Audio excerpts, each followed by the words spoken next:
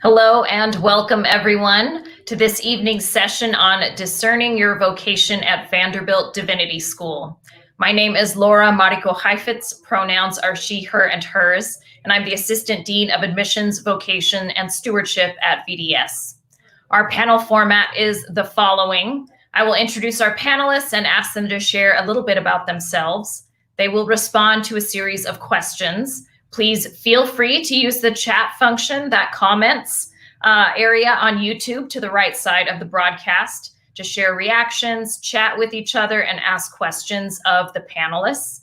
My colleague, Angela Dillon, who is an MDiv graduate of VDS and the VDS admissions counselor, will be the chat moderator for this evening. Before we welcome our panelists, I would like to begin with a land acknowledgement. The Office of Admissions, Vocation, and Stewardship joins the Vanderbilt student government in collectively acknowledging that Vanderbilt University occupies the ancestral hunting and traditional lands of the Cherokee, Shawnee, Choctaw, Chickasaw, and Creek peoples. Today, these people have nation boundaries in Oklahoma, North Carolina, and Mississippi, after the Indian Removal Act of 1830 led to the forced removal of southern tribes to the west of the Mississippi River. In particular, the university resides on land ceded in the Treaty of Hopewell. We recognize and support the Indigenous individuals and communities who live here now, and for those forcibly removed from their homelands. We also recognize the resistance, strength, and pride of other people of color whose ancestors worked, lived, and bled on this land without benefit or due compensation. We come alongside you as accomplices in the fight for equity. I am delighted to welcome four special guests joining us today. Jun Kim, who is a first-year MDiv student, Aden, who is a third-year MDiv student, Courtney Bowden, a second-year MDiv student, and Professor Viki Matson, who is the Director of Field Education. Welcome, everyone. Thanks for joining me. I'm wondering if each of you might be willing to introduce yourselves, say a little bit about yourselves, and I will ask Courtney to lead us off, if you don't mind. Okay, can everyone hear me all right?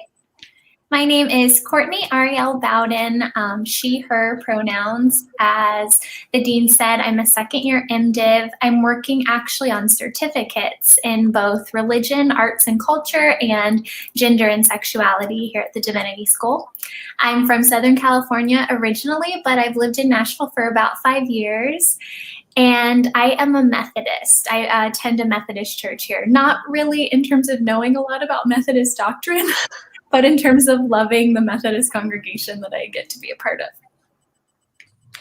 Thanks, Courtney. John, well, wondering if you'd be willing to chime in here. Hey, everybody. I'm Aden, he, him pronouns. I'm a third-year MDiv, so in my final semester here. I have concentrations in religion, economic justice, and in Mediterranean Near Eastern studies. I grew up in rural Western Illinois, and I'm a lifelong ELCA Lutheran. Great, thank you. And June, wondering if you'd be willing to bring yourself in. Hi, all. My name is June. I am a first-year MDiv student, so I am part of the COVID class of 23. My entire first year so far has been under COVID conditions, and it's still been a great time. I'm figuring out my concentrations currently, but I am leaning more towards doing Black religion and culture and pastoral and prophetic congregational leadership. I'm also originally from Los Angeles, grew up in Southern California most of my entire life, and even went to undergraduate in California as well. It's good to be here. Thank you. And Professor Viki Matson, if you wouldn't mind introducing yourself. Yes, hello everyone. I use she, her pronouns. I'm the Director of Field Education, and so largely most of my work is centered in the work of teaching and administering the field education program. Occasionally, I take a turn at teaching a senior seminar and the foundations course for first-year students. And every other year or so, I'm part of a delegation that goes to the U.S.-Mexico border for an immersion experience. I'm also ordained in the Disciples of Christ, Christian Church Disciples of Christ. Great. Thank you, everyone. This first question is for those of you who are students. and I will put it up here for everyone. What were your vocational passions coming into divinity school, and how have those interests developed over time at VDS? And who would like to go first with this one? I could jump in. Yeah, so when we talk about vocation, we're talking about a lot more than just a job or a career. I mean, that's obviously a part of it as this sort of medium through which we pursue our vocation. But for me, I really see my vocation in part being teaching. I just feel like I really come alive when I have the opportunity to engage with young people as they're wrestling with theological questions and finding ways to integrate their sort of faith and justice commitments into their lives. But then, within my particular vocations in theological education, and even in my relation to the church, I'm really interested in economic justice, which is why I'm in that concentration. And I knew these things about myself prior to VDS, but I think my time at VDS has really helped to strengthen my passion for teaching. And it's really helped me to think about economic justice in new ways, in ways that are really tied to the lives of working people, and not just this sort of empty conversation between theology and economics. But then on the career side of things, I actually did come in on the ELCA Lutheran ordination path, but I always had this sense that it was more of a backup plan than anything. And so VDS, some of the supports and folks I've had the chance to talk to, kind of helped me decide early on that it was right for me to drop out of that process and fully commit myself to the academic route and pursue a PhD, knowing also that there'd be opportunities to engage in more practical social justice work and things like that if things didn't work out on the PhD front. So that's been my in a nutshell.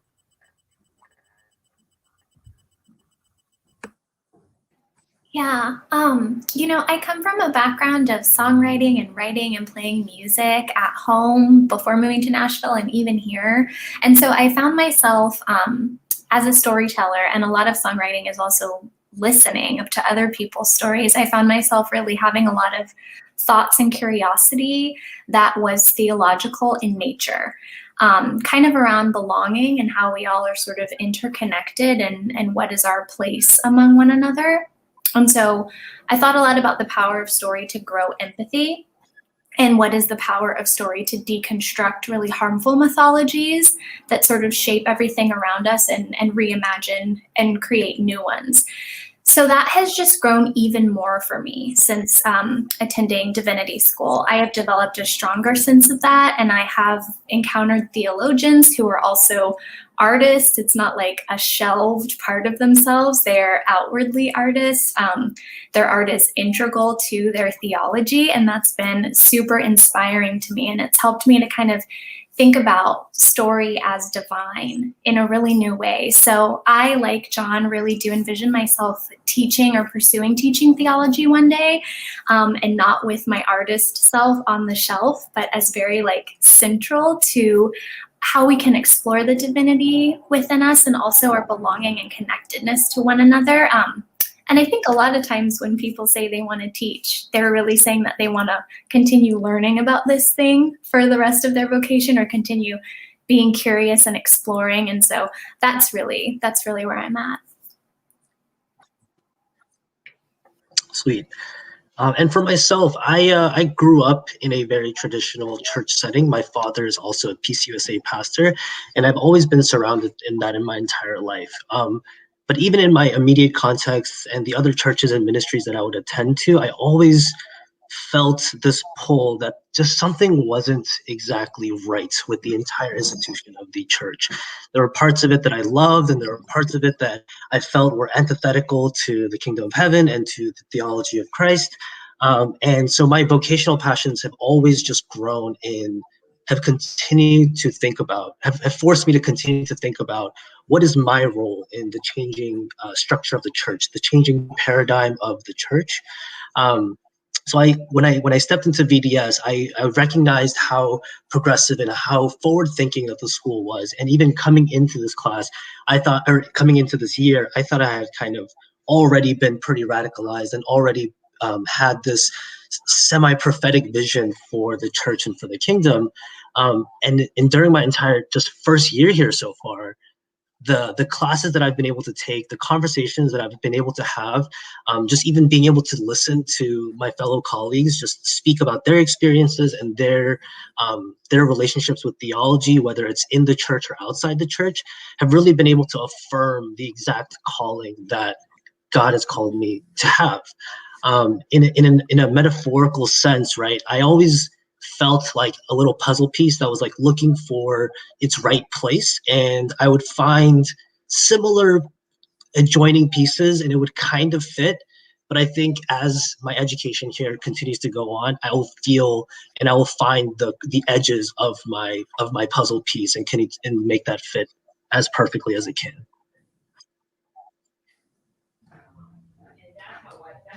Thank you. The next question is, I'm going to help out with this one. What's the difference between the MDiv and the MTS, and how did you figure out what degree was right for you? So I will talk a little bit about some of the differences between the degrees, and then if you all wouldn't mind sharing a little bit. So one of the big differences is that the MDiv is 3 years when done full-time, and the MTS is 2 years when done full-time. The MDiv does have more required core classes and is frequently used for those who are following particular ordination tracks, but it's also for folks who really want that 3-year in-depth combination of practical and academic work. However, at VDS, we are special because you can also do a lot of the practical and the academic work in the MTS, but in 2 years. So that's a little bit more choose your own adventure. You have fewer electives, less time to take all of these electives. And so folks do opt to do that. You are required to choose a concentration when you're doing the MDiv, which is a praxis kind of way to funnel your interests and your passions and your sense of vocation. Many folks on this webinar have more than one concentration, as you heard. And in the MTS, it's a little bit harder to do more than 2, I would say, but you can also do a general MTS. So there are, of course, more nuances to that. And I'm happy to direct you all to some pages on the website where there's a lot more information. But I would say that's kind of the short version. And I'm wondering if any of you, maybe Courtney, were trying to figure out the difference between the degrees and which one would work for you. If you could share a little bit about that. Yes, I definitely found myself in this place of what you said, wanting more time. I knew that I wasn't on an ordination track, but I was interested in different concentrations, which then turned into an interest in certificates. And I felt like that 3rd year would be a huge help for where I was. I also felt like having that 2nd year devoted time of field education would be just invaluable. And I didn't even actually know all that field ed offered at that time, and we'll get into that later. Professor Matson will speak on that. But yeah, I really was one of those people who thought, and I know that sounds crazy, who wants to be in school longer, but also if you're going to go back and sort of, do it, you want it to be meaningful. And I really did feel like having more time to really dive in was going to be integral for me. Yeah, I would echo that I did come in on the ordination track, so I started with the MDiv knowing that that's what would be required. But even when I didn't see that as my main pursuit anymore, I stuck with the MDiv because I just didn't know if I could do what I wanted to do in 2 years. And maybe this isn't the most representative panel. I know we're all thinking about the MDiv, and I have nothing against the MTS, but really I thought, I really just want to stay here as long as I can and pursue as many options as I can. And actually field ed was also a big part of that for me. MTS students, as we'll get into, can take field ed, but knowing that it was built into the curriculum without me having to sacrifice any other classes for the MDiv, that was huge, having that sort of practical emphasis and making sure that this wasn't just sort of some academic exercise for me. Thank you. Jun, do you want to say something? Yeah, I guess just to be able to kind of like just to echo everything, but to really see that the what I'm hearing is that there's so much space to be able to move from the MDiv to the MTS. Like both John and Courtney started their education here on the ordination track, and then deciding that their calling and that their who they were maybe just didn't look that way, but they're able to still continue to pursue their education, pursue the things that they want to do. From a very practical mindset, I'm like in my first year, I primarily did a MDiv solely for ordination, and I'm hoping that that process of ordination becomes clearer, or my calling becomes more clear as I continue to do it. And the next question, June, is also for you. If you could maybe talk about some of your experiences in the first year core course that's required of all the MDiv and MTS students. How did that first year foundations course contribute to your vocational discernment?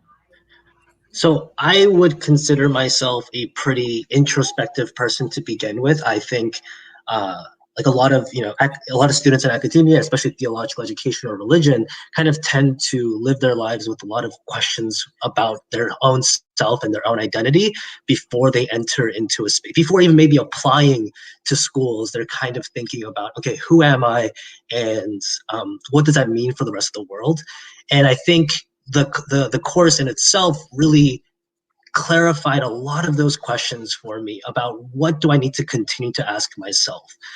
The pillars that we went through, the course was divided into these 4 pillars, and it was text, context, difference, and self. And so in each of these pillars, we had to really engage with questions that maybe we hadn't really thought about. Even if we were super introspective people, maybe we hadn't considered it in relation specifically to these pillars of the things that we're reading and listening to, in terms of the specific context that we're living in and surrounded by.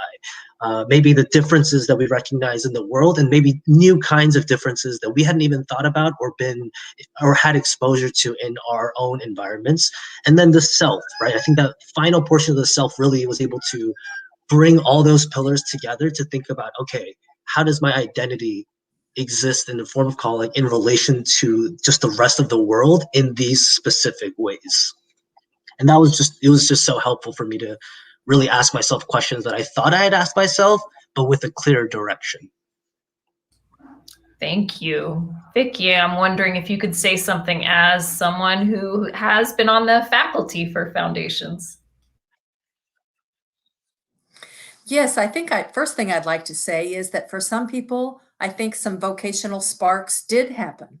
And for others, maybe not. And I think that we put a little bit of pressure on ourselves when we expect any given course to be kind of the one that's going to solve the puzzle, so to speak, as to use Jun's metaphor.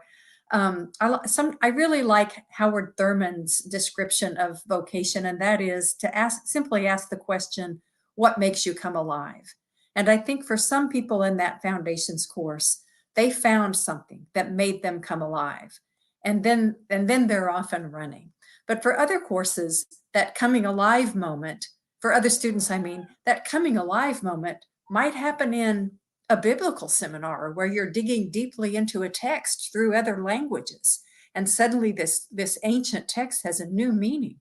So yes, it can happen in Foundations, but it's not a guarantee. I think vocation is a little more slippery than that.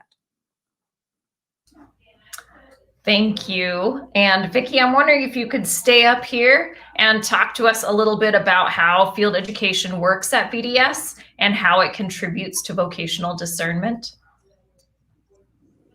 Yeah, sure. This is my jam, so cut me off if I get a little bit long-winded.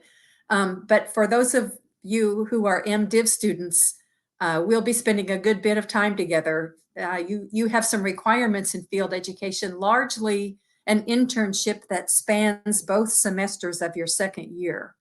And MTS students have the option of taking any field ed anywhere along the way.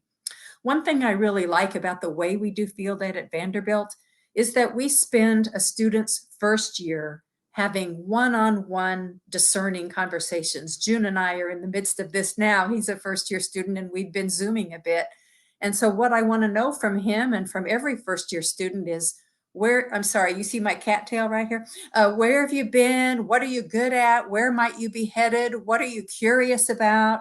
And then together we sort of discern what might make sense for a field ed placement. So it's not the case that I sit in my office and make these assignments about Courtney's going to go here and John's going to go here, but it really evolves in an organic way.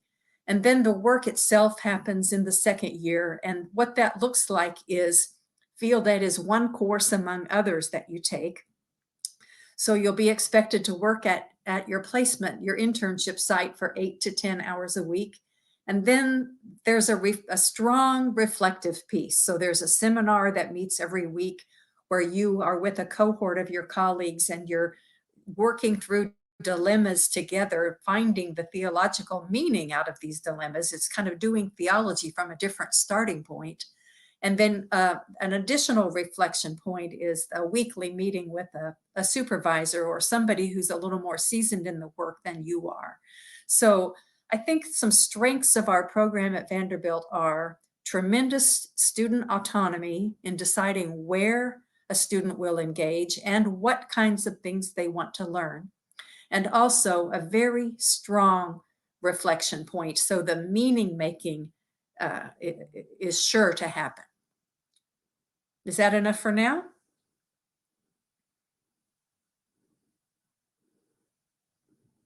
That is great. Thank you. So I'm wondering if we could hear a bit from folks who are in the midst of their field education or have done field education already. So from John and Courtney, our next question is, what did you do for field education and how did it contribute to your vocational preparation? Wondering which of you would like to go next? I can go. Yeah, so I'm currently in field education, and John and I have similarities in our placements, but I'm serving as a teaching assistant at Belmont University this semester in a course, Poverty and Justice, that deals largely with mass incarceration. So I knew that I wanted to try to be in an educational setting if I could. I didn't anticipate that I would actually be able to be a teaching assistant. So it has been an incredible experience in terms of the ways that I've been trusted and challenged. My supervisor, the professor that I TA for, is just an incredible educator, and he's extremely pastoral. So it's just allowed me to see teaching theology as more than someone who comes with a lesson or a lecture, but someone who is looked to for pastoral insight, someone who's entrusted with different things, as I think a lot of educators are. I've gotten to see a lot of the nuance and sort of behind the scenes and variety, but also like the work of creating a syllabus is like something I can't even imagine. I'm going to try to do that this semester. I'm going to try to make a syllabus. So yeah, it's just been incredibly fun. It's been challenging to be in a environment that's really different from my undergraduate environment in terms of the homogeny of Belmont University. I've learned a lot about what it means to carve out space for myself as a Black woman. I'm still learning that. So it's been an incredible growth experience. And then getting to come together in field ed, the class, each Thursday and talk with my cohort mates and hear their stories, that adds so much to your own vocational questioning and seeking. And you find a lot of answers there too. Yeah, I mean, Courtney said perfectly everything I would like to say, but I'll share my experience a little bit. Also a TA at Belmont University. I did my 2 semesters required for my second year for courses in Hebrew and prophetic literature. But then I actually was able to work with Dr. Matson and kind of tack on an additional semester in a sort of auditing format to help with the professor over there for a course in Christian doctrine. So that was really helpful to get to see it was still in the College of Theology and Ministry, but getting to see what are technically different fields and try my hand at different things, and just having that hands-on teaching experience for what is amounting to literally half my time at VDS was, that it goes without saying that that's very important, but I think just as important, as Courtney already alluded to, was having those conversations with my field ed small group every week. Just hearing people's experiences and sharing what we were wrestling with, even if we were coming from different fields. I think I was the only TA in my setting. Other folks were in churches or social justice or whatever it was, but just having the chance to engage, it helped me clarify my sense of calling. And I think it meant so much when you had those moments where your peers could see in you what you see in you, like that meant so much to me, to see them sort of affirm my calling just through our sharing of stories and things like that. So that's what I would really emphasize. Yeah, I'd just like to add that both John and Courtney, as it turns out, are doing field ed internships as teaching assistants at one of our local colleges, which is a wonderful opportunity. We attract a lot of students who are contemplating a PhD, and this is a good chance for them to try on that role while they're still in their master's degree before making the leap to PhD graduate work. But I feel like it's not quite representative of all the options available for field ed. So I'd like to just say a word about that. There's probably half of the students in any given year are doing some kind of congregational internship across the theological spectrum. Because we're an ecumenical school and not connected with any one denomination, we have relationships with all kinds of faith groups and traditions all across Middle Tennessee. So name a denomination and we probably have a relationship with a faith group in Nashville. And another thing about congregational internships is that they don't all look alike. It's not the case that I give you a list and say, okay, you're going to preach once, you're going to teach a little bit, you're going to do some care. You get to define your learning contract around your interests. It could be that you want to connect deeply to the neighborhood, or you want to dig deeply into teaching women in the Bible, or a queer approach to the text, or whatever it is that you're interested in. You can usually do that in a congregation. And then there's a whole nother category of non-congregational placements, which includes obviously TA and universities, campus ministries, all kinds of chaplaincies in hospitals and hospices and prisons and addiction recovery centers and domestic violence shelters, anywhere there's a group of people that are hurting, queer kids on the street, anywhere there's a group of people who are hurting, we can usually get an intern in to work with that ministry. Lots of nonprofits, food justice, economic security, workers' rights. So I would like to say one more thing. I'm often asked, can you send me a list of all the field ed possibilities? And I'm always so reluctant to do that, because the way we approach our work here is that it's very organic, and it kind of follows the energy. It follows the spirit in a way. Who's doing what in Nashville? Who's doing a new thing? Where's the energy? Who's trying something new? Where do our students' interests match up with that? So I find it too restrictive to limit myself to just a list of partners, and we're always cultivating new ones. Religion and writing, religion and the arts. So if you're interested in something that you haven't heard me mention, part of the challenge for me and the joy of my work is finding where in Middle Tennessee you can do that. Thank you so much for that.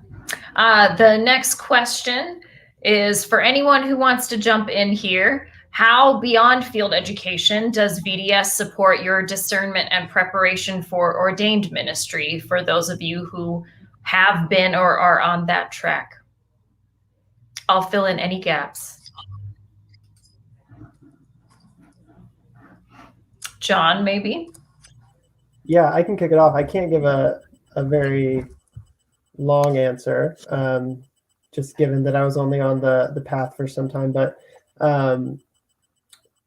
well, I guess I would echo what was already said in terms of the foundations course. Having that from the very start, okay, we're going to think about vocation, we're going to think about self, we're going to think about place and all of these things in conversation. That just helped me to kind of come to my decision, via negativa, right? Like I kind of decided that this wasn't the path that made the most sense for me, while still remaining open to the possibility that something might change down the road. But what meant a lot to me was early on just being able to reach out to someone in the admission staff and to reach out to peers who are on the ordination path or even professors. And I just had one-on-one conversations about how I was feeling with the process, where I had any sort of frustration, what brought me joy, either in the idea of ministry or somewhere else, and getting this sort of positive vocational call towards teaching and having that affirmed in me, and realizing that I could really go for something else and feel confident in that. And so just having those one-on-one connections is as important as anything that's, actually built into the curriculum or anything else. I can say something on a practical level. On a practical level, so far, even in my first year of my ordination track or my preparation for ordained ministry, VDS, all the staff members, all the faculty, all the professors have been very accessible and very open to preparing you and like assisting you on that track. So I'm thinking purely logistically, which is one of my weakest points. To be on the track towards ordained ministry takes a lot of like legwork that's outside of school, and all the faculty and staff and advisors have been extremely helpful in really supporting that pathway for me. But that's just purely practical sense. Yeah, I think one of the strengths of VDS is because we are interreligious, interdenominational, ecumenical, is that we have connections, especially Viki knows this, to almost every religious tradition that there is. And when you come in, I send the list of all of the religious affiliations that people claim on their applications to the Dean of Students, to Dean Amy Steele, because she also does spiritual life. And she makes sure to find a conversation partner, a denominational liaison for every single affiliation that exists. And then that person and the group of students that come in with you that also have that denominational affiliation can all work together to figure out the logistical stuff, right? For Presbyterians and for Lutherans and Methodists, there are a lot of processes to go through. And there are also just places where you want to be able to talk that's not necessarily a class setting about your own discernment. So different faculty members and pastors and other religious leaders in the community lead those groups, which is awesome. There's also, we offer a lot of classes required for ordination for most traditions, which is also exciting. There are slightly different requirements based on your tradition. If you're, for instance, Lutheran, sometimes Episcopalian, but we offer a lot of the required coursework, and there's always someone on staff or on faculty, and sometimes it's in the affiliated faculty throughout the university who belong to that particular religious tradition and can be of service or assistance. So that's also another tool for folks. Our next question would be for the students, and it's how have other classes beyond foundations contributed to your vocational development? Are there particular classes that provided some kind of aha moment in your discernment process?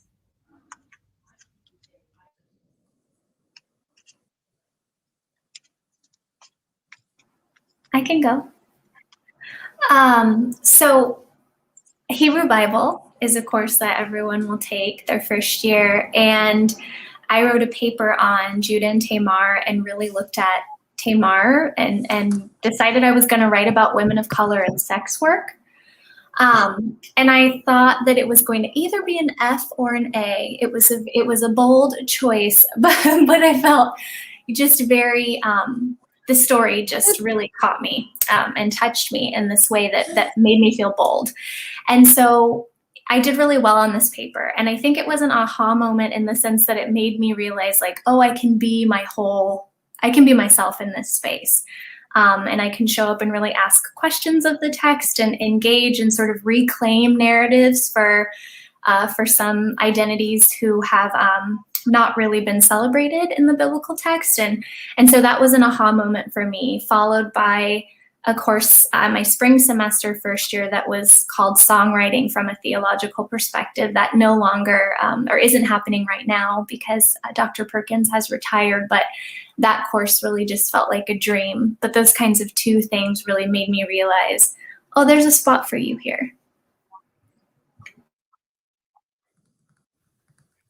Yeah, if I could just tack on for me, my aha moment, I think, came in the foundational course for my religion, economic justice concentration. It's a course called Religion, Economics, and Labor.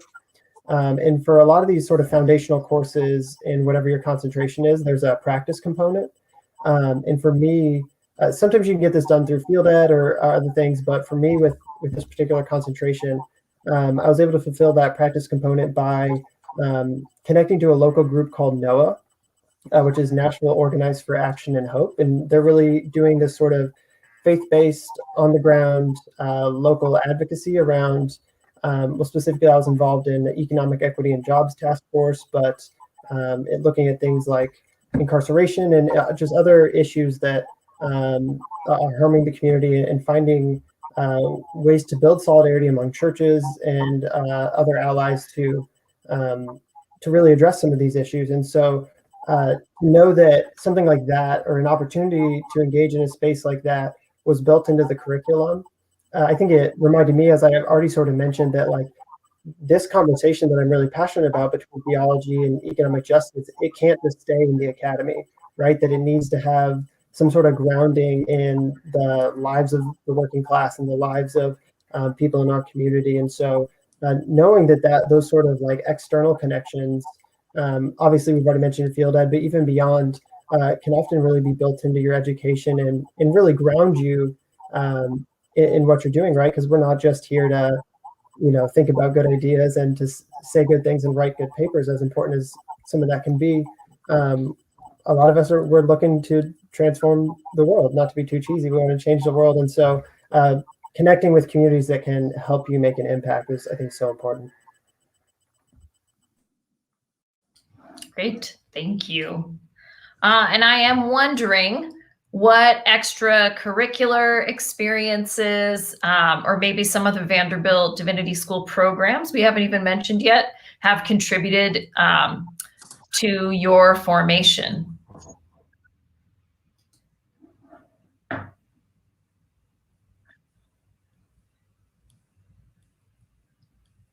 I was thinking of you, John, as a Wendland Cook Fellow. Okay, I can go. Sorry, I just went. I didn't know if I should go again.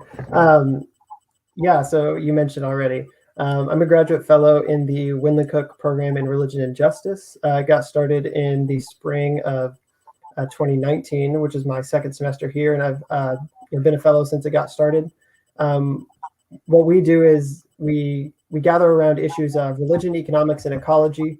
And we not only kind of build this kind of intellectual community around these issues and have these discussions publicly and internally, but we also build those connections, like I kind of already mentioned, with local activists, with folks that are having the opportunity to put these things in practice after divinity school, or maybe folks that didn't take the theology route but are union leaders and but are still really engaged in these spaces. And so just relating back to what I already said, like that has been a huge contributing to my formation in that area.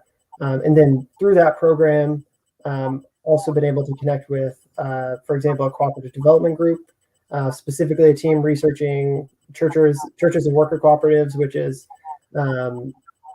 ultimately what I wrote my thesis on. And I know I'm getting into like a little niche little world of theology and economic justice, but I think it goes to show that like there are those opportunities, whatever your passion is, that you can bring together your vocational passions and into your theological work in both practical ways and ways that contribute to whatever kind of academic work that you're doing.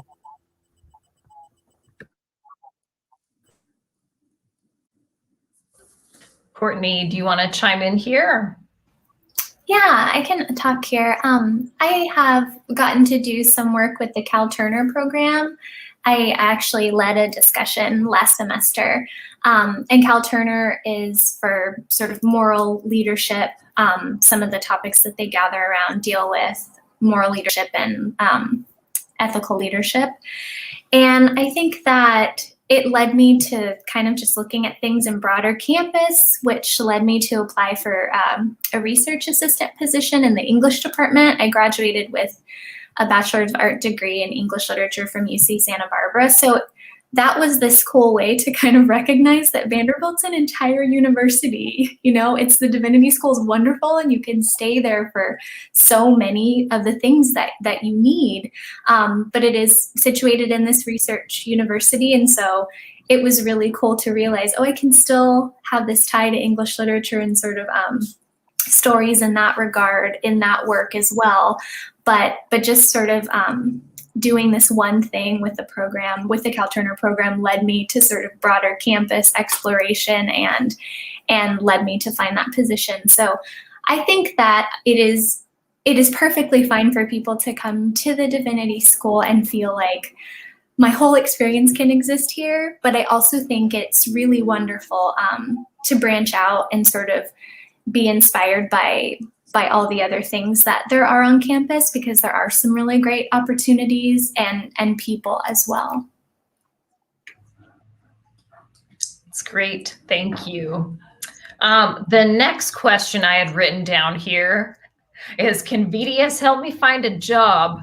So I'm going to share a little bit about this.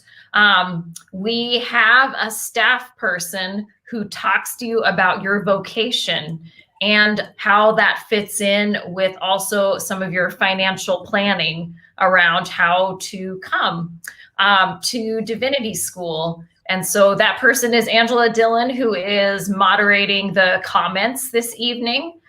She is available to talk to you. She knows a ton. But you know what's really great is that the entire faculty and a lot of the staff also know a ton, and so do your classmates as well, because the incoming class we just admitted ranges in age from 20 to 60.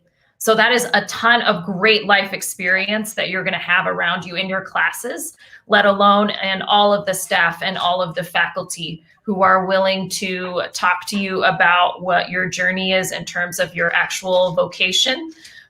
What it looks like when you are graduating and going out into the world. And Viki Matson even put together a whole video about CPE and how that works if you want to go into chaplaincy. So there are a lot of resources around that. Before I go to our last question, anyone want to say anything? Great. All right. Our last question is, what advice do you have for prospective VDS students around vocation?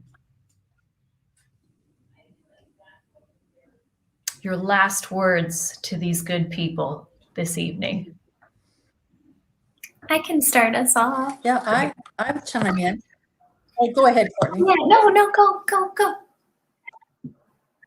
No, please. Okay, I will go since I'm here. I would say to be willing to live with these questions a while and don't rush into an answer. And for me, it's a theological issue around how spirit moves in one's life, and to be as open as you can to radical surprises, something you never expected. It's important to sort out whose voices you're listening to. Are you listening to the voices of people who raised you and what they expect of you? Or are you really listening to Spirit's voice calling you, luring you into something? I think vocation is a mystery. And if we can kind of ride the wave of that without rushing an answer, I think we'll eventually find our way there to some kind of clarity.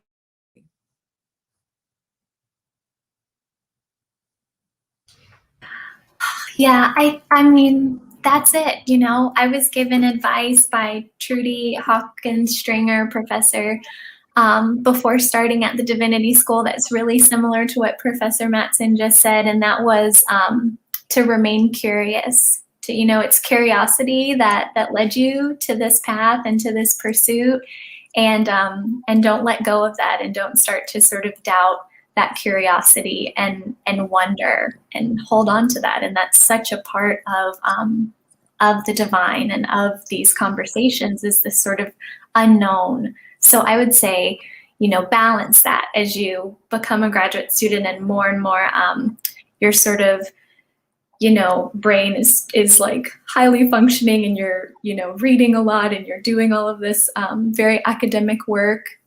Keep your sense of curiosity too, and your sense of wonder.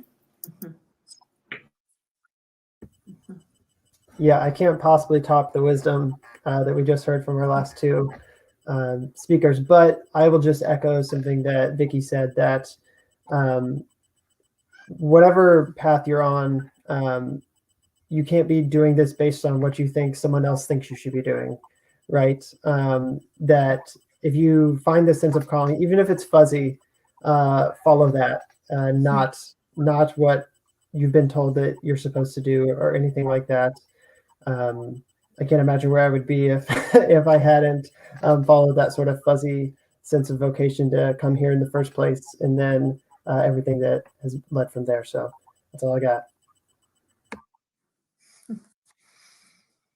Yeah, I think a lot of beautiful things have been said about the kind of perspective and attitude shaping that is called of us when we enter into a new space like this.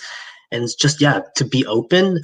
One thing that I've specifically learned is to also be bold, right? One of quote unquote my aha moments was that to recognize that this is a school of prophets, right? Like that is the tagline or the heading of the Divinity School. And I think that should mean a lot to each and every one of us, and to each one of you all that are prospective students, because I think it's such an attitude shift in being able to enter into a space where we are called to be bold, prophetic leaders, and to be able to create and use that voice in a beautiful, beautiful way. And I think we have that space and time before you even enter school, all the way through your education and then beyond. If I can end with just one question that I think has stuck with me like my entire life, is someone asked me, Jun, what does it look like for your greatest joy to meet the world's deepest needs? And I think that question has helped me really be able to think about like my vocation, my calling, and my discernment of understanding that my greatest joy can be reconciled with the world's deepest needs. And that's the direction that I think we are all on, especially at Vanderbilt, such this progressively minded, open thinking, communally thinking school. That's exactly what this space is for. And just congratulations to all of y'all for getting in and being here. I just want to say that. And welcome to VDS if you do choose to come here. Thank you so much to all of these incredible panelists. And thanks to those of you who joined us for this conversation. Just know that there are lots of events all the time happening at VDS, and lucky you can access all of them remotely, virtually nowadays. So feel free to log on to divinity.vanderbilt.edu, check out some upcoming events that are happening in the next several weeks. And you can also set up a time to visit a class or chat with a current student or talk with myself or with Angela. So thank you so much, and we hope you have a great evening.